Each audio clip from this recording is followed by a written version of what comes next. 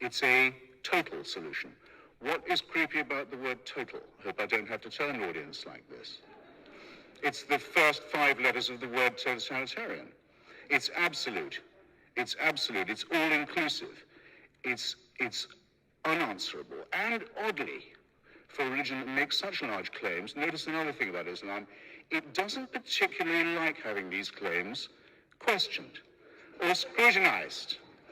In other words, just as there is with all religions an inverse relationship between the claims they make and the evidence they can produce for them, you must have noticed that. With Islam, a younger religion, and perhaps therefore more in its first flush, there's an extraordinarily strong willingness to say that any challenge to its absolutist claims is by definition profane. And profanity and blasphemy can be the antecedent to very severe punishment, and often are, for Muslims and for non-Muslims. And this is not a road of peace in my submission.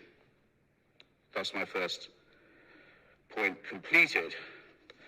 The claim to govern everything from hygiene to sex and the afterlife, which contains detailed prescriptions for the good and bad versions of itself, again strikes me as somewhat totalitarian, and they're both based upon 2 very, very questionable and not very peaceful concepts. One is the idea of a perfect human being, the Prophet Muhammad, and the other is the idea of a perfect book, the Quran, the recitation.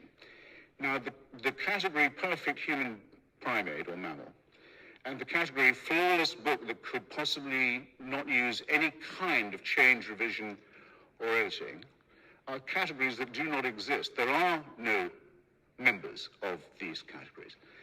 Therefore, any challenge to this faith is bound to lead to heresy and to schism, and does. And just as all forms of absolutism and totalitarianism, leader worship and revealed truth, unalterable text, always do, because they can break, perhaps, but they cannot bend.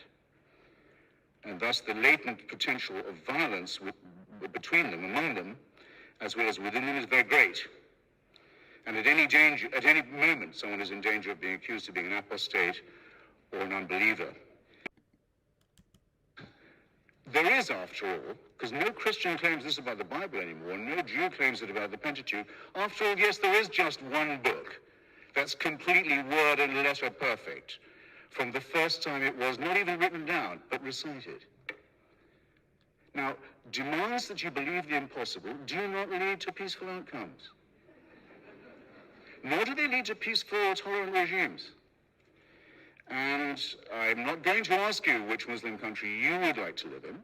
I don't know whether Professor Ramana will tell us which one he would pick if he had to, because I don't have to ask you a question like that, because it's already in your mind. Can you wind up now? Yes, I can.